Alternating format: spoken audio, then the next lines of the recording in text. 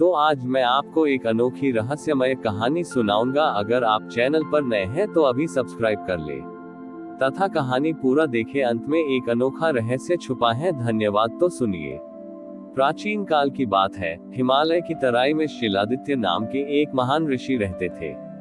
वे महादेव के परम भक्त थे, लेकिन उनके मन में एक सूक्ष्म अहंकार घर कर गया था कि उनसे बड़ा कोई तपस्वी और शिव भक्त इस संसार में नहीं है।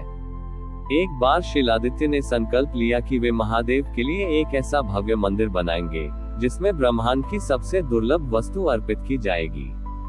उन्होंने हजारों वर्षों तक तपस्या की और अपनी योग शक्ति से अमृत मणि प्राप्त की। माना जाता था कि इस मणि के स्पर्श से पत्थर भी सोना बन जाता था और इसके दर्शन मात्र से असाध्य रोग दूर हो जाते थे। भगवान शिव अपने भक्त के मन में छिपे उस छोटे से अहंकार को नष्ट करना चाहते थे, क्योंकि अहंकार भक्ति के मार्ग का सबसे बड़ा पत्थर है। महादेव ने एक वृद्ध, निर्धन और कोढ़ी भिखारी का रूप धारण किया और उस स्थान पर पहुंचे जहां शिलादित्य मंदिर का निर्माण करवा रहे थे। वृद्ध भिखारी ने कराहते हुए कहा, हे ऋषिवर, मैं भूख और प्यास से व्याकुल हूँ। क्या मुझे इस मंदिर के भंडार से थोड़ा अन्न मिल सकता है? शिलादित्य ने गर्व से मणि की ओर इशारा करते हुए कहा, वृद्ध, देखो, मैं महादेव के लिए विश्व का सबसे भव्य मंदिर बना रहा हूँ। अभी मेरा सारा ध्यान इस अमृत मणि को स्थापित करने में है।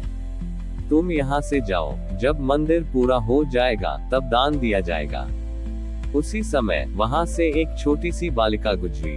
उसने देखा कि वृद्ध भिखारी चल भी नहीं पा रहा है।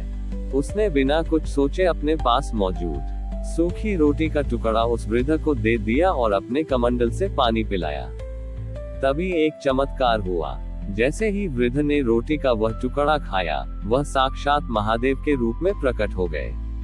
पूरे हिमालय में हर हर महादेव की गूंज होने लगी। शिलादित्य चरणों में गिर पड़े और बोले, प्रभु, मैंने तो आपके लिए इस दुर्लभ मणि को सहेज कर रखा था, फिर आपने इस सामान्य सी बालिका को दर्शन क्यों दिए? महादेव मंद मंद मुस्कुराए और बोले, ग्रेटर देन, हे शिलादित्य, भक्ति दुर्लभ वस्तुओं में नहीं, सरल भाव में होती है। इस बालिका ने स्वयं को भूलकर सेवा की, जबकि तुम मणि के अहंकार में एक भूखे जीव को भूल गए। मेरे लिए सोने का महल और मिट्टी का ढेला एक समान है। मैं केवल प्रेम का भूखा हूँ। Greater than. शिलादित्य की आंखों से आंसू बहने लगे। उनका अहंकार चूर चूर हो गया। उन्होंने वह मणि त्याग दी और एक साधारण पत्थर के शिवलिंग की स्थापना कर अपना जीवन जन सेवा में समर्पित कर दिया। शिलादित्य ने महादेव के चरणों में अपना शीश झुकाया और अपनी अलाई को स्वीकार किया।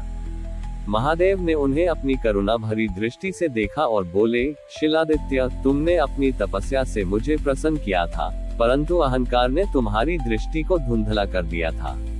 आज तुमने सच्चे ज्ञान को प्राप्त किया है। अब तुम इस संसार में मेरी सच्ची भक्ति का प्रचार करो।